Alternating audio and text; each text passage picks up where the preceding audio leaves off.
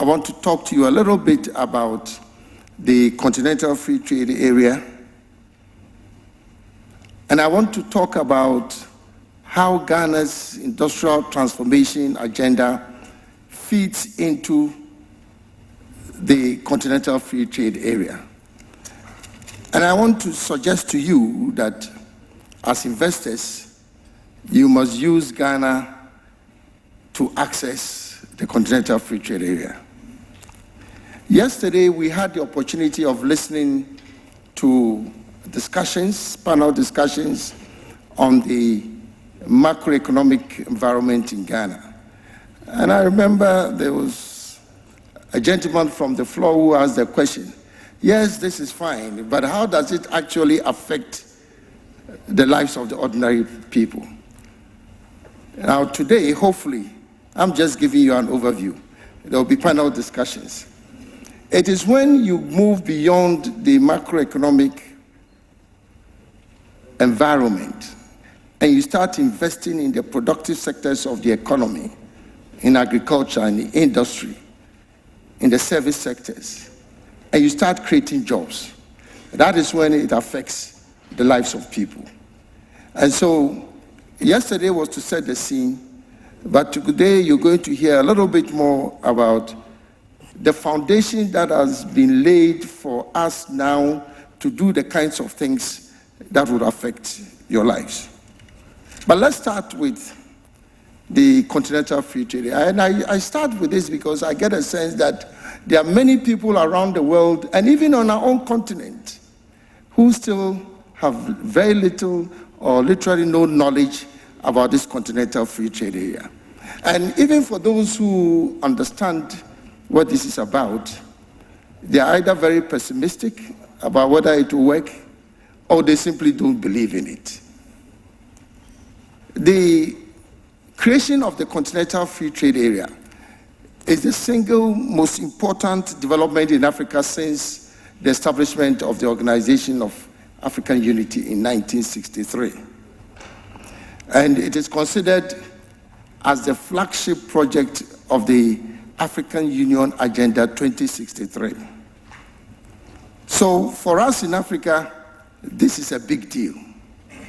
But simply put, the AFCFTA is a duty-free, quota-free market covering the entire African continent with a total population of 1.2 billion and a combined GDP of almost 2.5 trillion US dollars. And it is the world's largest free trade area, second only to the WTO, in terms of the composition of member states.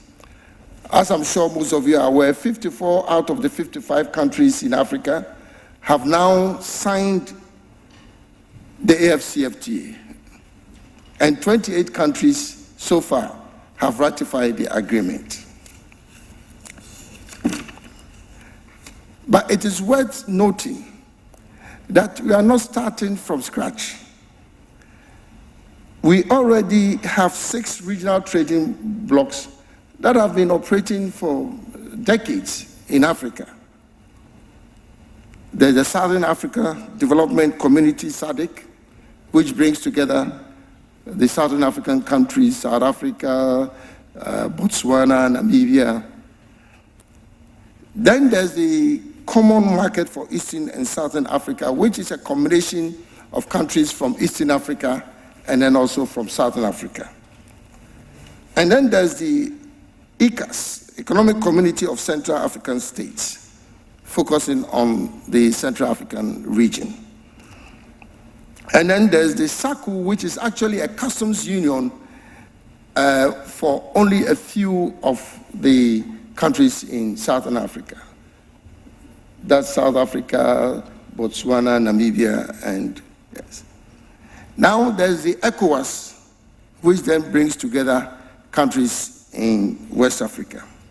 Now, I'm saying this because for those people who are still very unsure about whether CFTA will work, it is to suggest to you that the AFCFTA is meant to complement what has already been existing.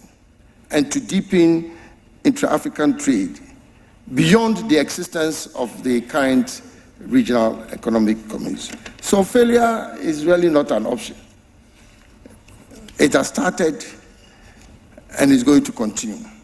And so if you look at the six regions of Africa, as you see on the map there, can you imagine the combined market strength of Ghana, Nigeria, Cote d'Ivoire, Senegal, Cameroon, Kenya, Tanzania, Uganda, South Africa, Botswana, Zambia, and you go to the north, Tunisia, Algeria, Egypt, Morocco, all in a continental market union.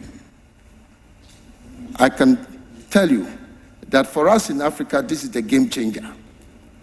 And we believe that against the background that Africa's population of 1.2 billion is going to double by 2050, and that 1 out of every person in the world is going to be an African.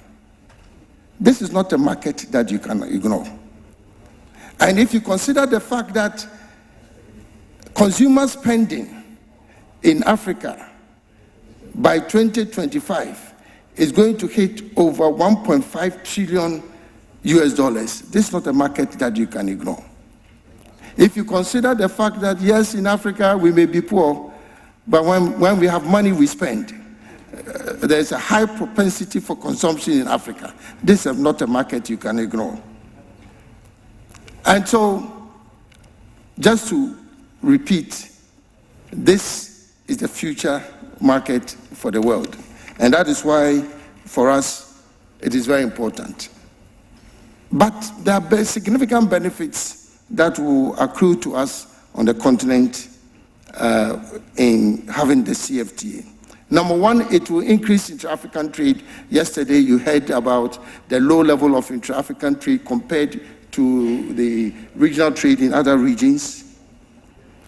And we believe that the CFTA will, through better harmonization and coordination of trade within the region, enhance the trade between our countries. It's estimated that with the CFTA, intra-African trade will increase by as much as 35 billion US dollars per annum, or there will be an increase of 52% from our current 12% in intra-African trade by 2022. Secondly, it will address the challenge of small fragmented markets. People are not investing in Africa because we have this spaghetti bowl of fragmented markets. And markets do matter for investors. And this is going to create economies of scale for Africa. It will also promote economic diversification and industrialization. Currently, the majority of our countries are mono-commodity countries. We export cocoa and gold. Ethiopia, coffee. Kenya, tea, coffee. Cote d'Ivoire, maybe a bit more diversified. But essentially, our economies are based on mono-commodity exports. Now, the attraction of the CFTA is that it's going to lead to the diversification of our economies. And it's also going to support regional value chains. Now, Ghanaians can work with South Africans through value chain to help us feed into each other's agenda. And it also, for the first time, create a market for our small and medium enterprises. Mr. Amenin was talking about us in Ghana finding a market for our pepper sauce in in Congo or in Kenya. Those who enjoy our alcoholic beverages in Ghana may soon find that our real market is actually in Zambia. And it is through the CFTA that all this would happen. It is also going to be the most single powerful force for attracting foreign direct investment in Africa. Let's start, and you see what I mean by this. Because very soon, investors will know that if you invest in one country in Africa, you can reach the whole of the African continent through one location. And it's going to attract FDI. And last but not the least, it is only when we work together in one continental market that we can actually now transform ourselves into global players. And so the regional market will help us to perform better in the global markets. So whichever way you look at it, this is of significant benefit to us. And obviously, the two other very important, significant benefits to be derived is, number one, that it is going to be good news for our consumers. If there are no tariffs in terms of goods being traded from our region, it means that goods will be cheaper. They'll carry no tariffs. And the icing on the cake is that with the level of industrialization that is going to occur because of the CFTA, it will create jobs for our people, particularly for the youth. Now, where are we now, and where did we start from in terms of the key benchmarks for the implementation of it? The agreement was signed in March 2018 in Kigali, and for those of you who are interested in knowing the components of the agreement establishing the Continental Free Trade Area has 4 components. One is the framework agreement, which establishes the general principles underpinning the CFTA. But then it has 3 other protocols. The protocol on goods, where you define the rules of origin and how to move goods from one country to the other.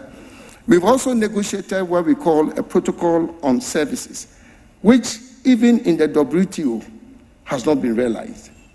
And so we have a protocol on trade in services. And there are 5 priority sectors in the service sector which has been identified: tourism, construction, and then business services, and financial services, telecommunications. So it means that now we are not only going to trade in goods, but we can actually also invest in the service sectors in other African countries. And then, interestingly, we also have negotiated a protocol on dispute settlement. There are those who say, but we know that within our regional blocs, ECOWAS, SADC, that some countries flout the protocols. But the difference between the CFTA and the existing regional protocols is that now there's a protocol on dispute settlement. You cannot get away by infringing the rules of the Continental Free Trade Area. People will file disputes, and that was going to be very important. Now, the CFTA officially came into force in May 2019. So for people who think that this ain't gonna happen, we have no choice. It has already come into force. It is there. We only need to make it work. And as we've been told by Mr. Amening, Ghana was selected to host the Secretariat of the CFTA at the Heads of State Summit in 2019. And the permanent Secretariat of the CFTA is required to be established by March 2020. Including the appointment of a Secretary General. And actual trading under the CFTA is going to start by July 2020. So this conference is coming at a very opportune time, and the focus and emphasis on the CFTA is appropriate because trading is just around the corner. And it is those countries that position themselves to benefit from the CFTA. Those are the ones who will take the July 2020 benchmark seriously. Now, harnessing the benefits of the CFTA. Yes, the CFTA is a great idea, we've talked about it. But unfortunately, the benefits of the CFTA is not automatic. Each country will have to put themselves in a position to take advantage of the CFTA. But the good news is that when the heads of states decided to establish the CFTA, they took a decision in 2012, January, to establish the CFTA. They also took another decision, which unfortunately has been lost in the minds of people.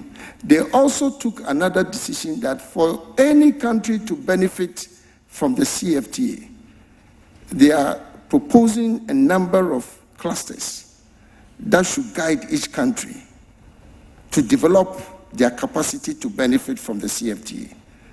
So signing the agreement and bringing it into legal existence is good. But to take advantage of it, you actually need now to focus on these 7 clusters which the heads of states have identified. Number 1 is that if you cannot produce, you cannot sell. You cannot be part of this game. So you have to enhance your productive capacity. Number 2, you need a national trade policy in your country which supports the trade agenda in Africa. And then also you need to take measures that will help you move goods from one country to the other. So you need a trade facilitation agenda. And then you need to put in place trade-related infrastructure which will allow your exporters to be able to move their goods to other countries. And of course, cash is important as always. And you need to put in place a mechanism where there's access to trade finance, there's access to development finance. And of course, you also need to put in place in your country a mechanism to mobilize information on markets. If we do not know what Kenyans import or are interested, how do we feed into this? So trade information, what Ghana produces, what South Africa produces, trade information is at the core of this.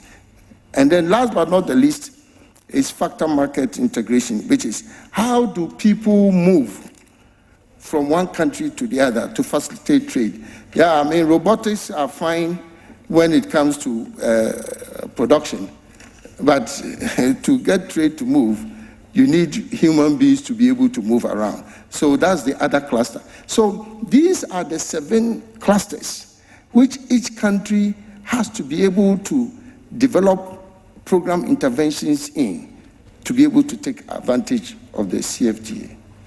Now, what is Ghana already doing in respect of these 7 clusters that I've talked about? And how is Ghana positioning itself to take advantage of the CFTA? Through systematic planning, either by chance or design, as if we knew we were going to come into government, we've already done our homework. And so we've put in place measures in these 7 clusters that already is positioning Ghana to benefit from the CFTA. And I'll run through this very quickly. I know we have constraints on time.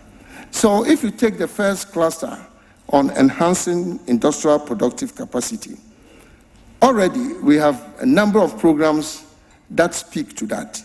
We have the One District, One Factory initiative, which I'm sure many of you have heard about, where government is supporting the private sector to establish one major industrial factory in all our 260 administrative districts in Ghana, meaning decentralizing and democratizing industrial development. Then there's a strategic anchor industries. Ghana has been depending on cocoa and gold for over a century. We want to move beyond cocoa and gold. So we've identified other new sectors which are going to become the growth poles for Ghana, so that we are not going to export cocoa to Cote d'Ivoire or going to export raw cocoa to Kenya. We are going through these strategic new growth poles to export value-added goods. One region, one park. We have set up a program to help each region, 10 regions in Ghana, at least for them to have one industrial park. Yeah. All the magic about Asia, becoming the factories of the world, is about industrial parks and special economic zones. And so we are already working on that. And then we have a very aggressive program for SME development. And then also we have a very comprehensive program for standards, maintaining standards. So you can see that in one cluster, already we have things that we are doing with or without the CFTA. We have things that we are doing that currently positions Ghana for us to become a gateway for investors to Africa. The next cluster is trade facilitation. Again, we already introduced customs management reforms to help our trade facilitation agenda. When it comes to trade-related infrastructure, another cluster, we have the port expansion program, $1.5 billion that has been invested in our Tema port, making it the best in West Africa and one of the most competitive around Africa. We have an extensive network of roads. We are building a new network of rails. We have a new airport, and then we also have other multimodal transport systems. So on trade-related infrastructure, what we are doing with or without the CFTA, Ghana is already positioning itself. Access to finance. We have, as part of our industrial transformation agenda, we have a program that provides access to medium and long-term credit for local industries. Because these local industries that are going to produce to export under the CFTA. And so this program is there. We provide a stimulus package for local companies that are already distressed. Then we have the Exim Bank that is providing financing, again, for SMEs. Yesterday, they signed $100 million transaction with Credit Suisse. They have signed another $300 million transaction with US Exim, and many more. And we have other fintech interventions. And then you heard from the governor of the central bank about the extensive banking reforms that have taken place. You may not understand this, but all this has been done to position Ghana in a manner that allows us to be at the head of the pack when it comes to the CFTA. Trade information. We have the Ghana Commodity Exchange. Somebody talked about this. And our Ghana Export Promotion Authority also has an electronic trade information platform which will help us identify the strategic products that we can sell to other African countries. And of course, we have an organization that handles trade fairs and exhibitions. Now, if you talk about the next cluster, which is trade policy, already we are customizing our national trade policy to focus on intra-regional trade. Unfortunately, there are many countries that may not even have a trade policy. And so you have to start from scratch. And of course, we have a very aggressive business reform program to improve the business environment. And we are also working with the private sector in terms of policy formulation. In terms of the last cluster, which is how do we move people from Ghana to other parts of Africa. Ghana is one of the few countries that have signed the protocol on free movement of peoples in Africa. And of course, we have the ECOWAS protocol on free movement of people, which is one of the most advanced in Africa. So either by chance or design, when the heads of states were talking about these 7 clusters, which will help countries to take advantage of the CFTA, we had already started doing things to put us in a good stead. Now, Ghana, fortunately, then was selected as the headquarters for the CFTA. Now, the selection of Ghana as the headquarters is going to promote Ghana as an attractive investment destination. It will also attract major financial institutions, and other businesses to use Ghana as their preferred corporate headquarters. It is also going to open new market opportunities for SMEs, as I talked about earlier. And Ghana will have the opportunity as Secretariat for the CFTA to host many events associated with the CFTA. And Ghana would definitely enjoy many other collateral benefits by being the headquarters of the CFTA. But for you as investors, you may be wondering, yes, maybe you've convinced us that the CFTA is really the game changer. Let us focus on that. But then as an investor, the most critical question that is running through your mind is that, how do I get a piece of this cake, this African cake, this market, this very attractive market of the future? How do I get there?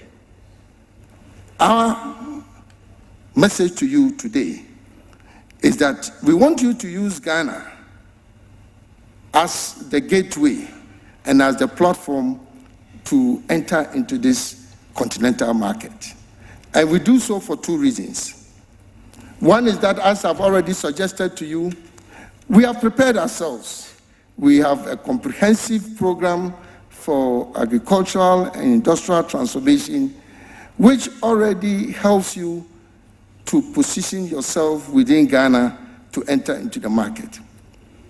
But beyond that, yes, you may be ready, but your country may not be attractive as an investment destination. So beyond our preparation, we also believe that Ghana is the investment destination of choice for a number of reasons. Macroeconomic stability. Without macro stability, you cannot engage in trade or production. But it goes beyond that. Political stability creates an environment for investors to do their business. And then we offer to investors a safe and secure working environment. Every investor is looking to make money, but you want to stay alive when you make the money and not to die along the way and miss out on your fortune. We also have a fair and equitable judicial system, which is very important for investors. Challenges may crop up in business, and you want a country that offers a judicial system that will be fair and equitable.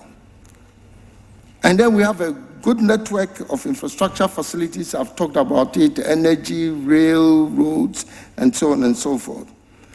And last but not the least, we have a highly skilled and trainable workforce, which is a very important ingredient for most investors. I'm sure there are other countries in Africa. I know there are a number of countries that are also doing investment summits. There are other countries in Africa who suggest to you, oh yes, but we also have this one, you listed 6 things, we have this one. But I can guarantee to you that there's only one country that combines all these 6 factors in one country, and that is Ghana. And so you buy one, you get 5 free. And that is what. Thank you, ladies and gentlemen.